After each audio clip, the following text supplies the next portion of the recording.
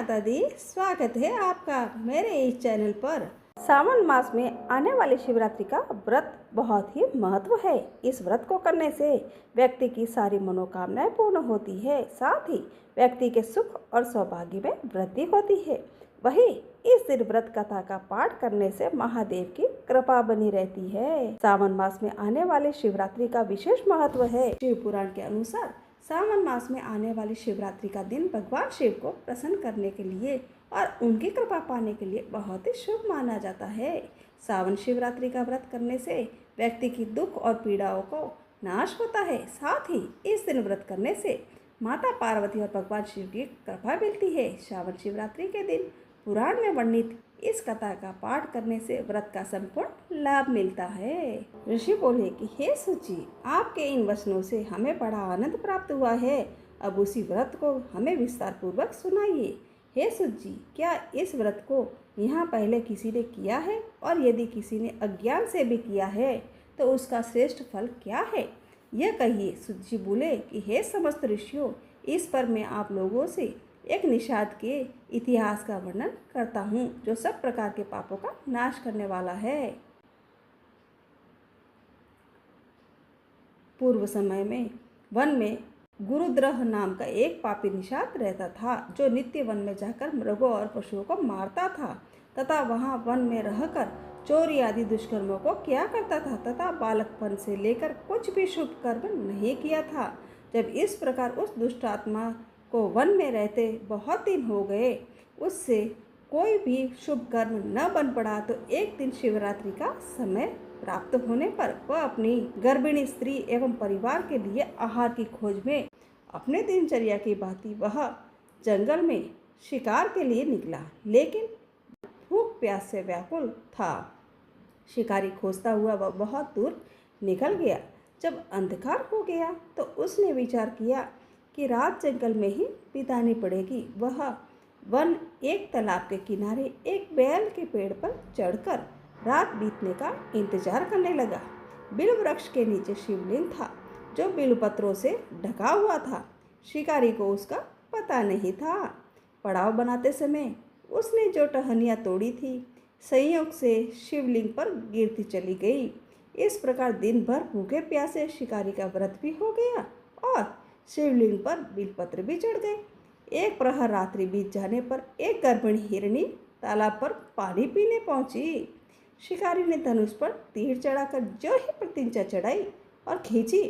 हिरणी बोली, मैं गर्भिणी हूँ, शीघ्र ही प्रसव करूँगी।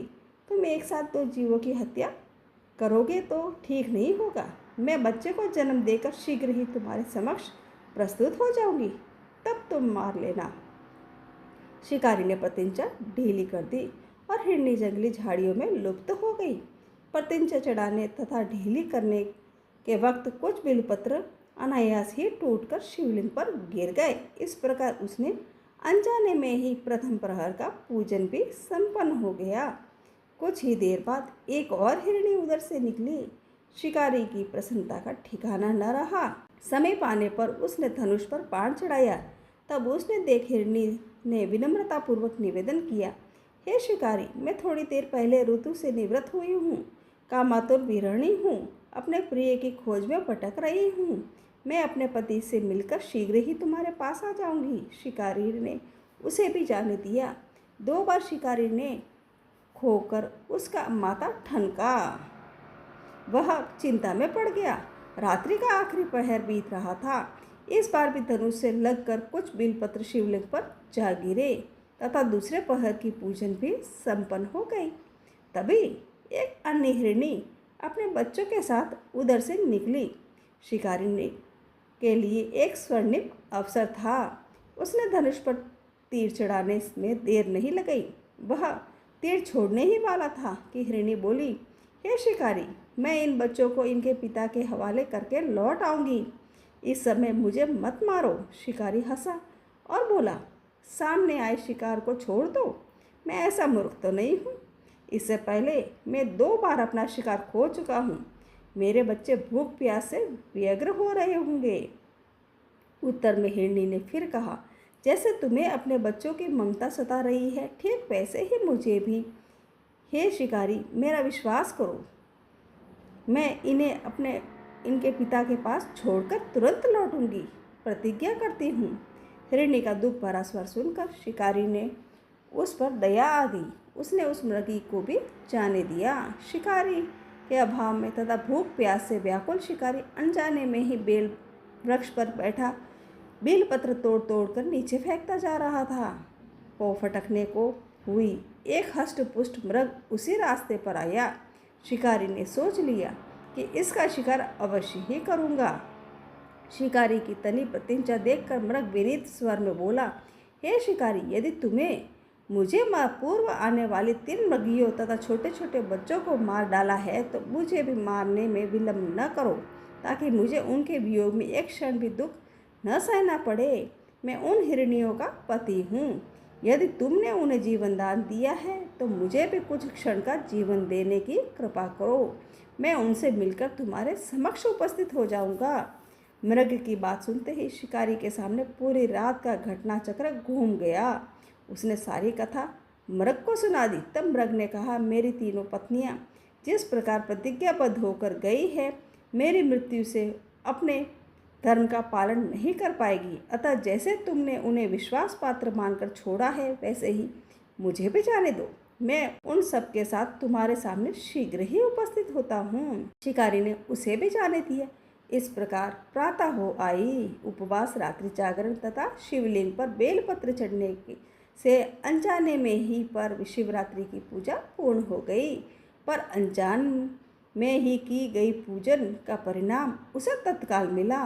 शिकारी का हिंसक हृदय निर्मल हो गया। उसमें भगवत शक्ति का वास हो गया। थोड़ी ही देर बाद वह मृग सपरिवार शिकारी के समक्ष उपस्थित हो गया, ताकि वह उनका शिकार कर सके। किंतु जंगली पशुओं की ऐसी सत्यता, सात्विकता और सामूहिक प्रेम भावना देखकर शिकारी को बड़ी ग्लानि हुई। उसने मृग परिवार को जीवन दान दे दिया। अनजाने में शिवरात्रि के व्रत का पालन करने पर भी शिकारी को मोक्ष की प्राप्ति हो गई। जब मृत्यु काल में यमदूत उसके जीवन को लेने आए तो शिवगणों ने उन्हें वापस भेज दिया तथा शिकारी को शिवलोक ले गए।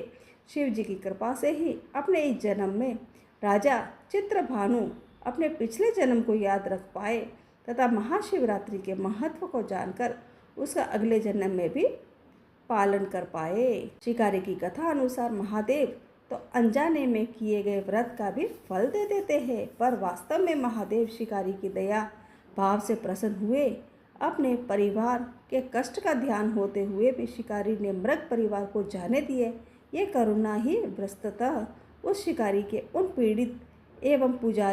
पंडित एवं पुजारियों से उत्कृष्ट बना देती है, जो कि सिर्फ रात्रि जागरण, उपवास एवं दूध दही बेलपत्र आदि द्वारा शिव को प्रसन्न कर लेना चाहते हैं। इस कथा में सबसे महत्वपूर्ण बात यह है कि इस कथा में अनजाने में हुए पूजन पर विशेष बल दिया गया है। इसका अर्थ यह नहीं है कि शिव किसी भी प्रकार से किए गए पूजन को स्वीकार कर लेते हैं अथवा भोलेनाथ जाने या अनजाने में हुए पूजन में भेद नहीं कर सकते।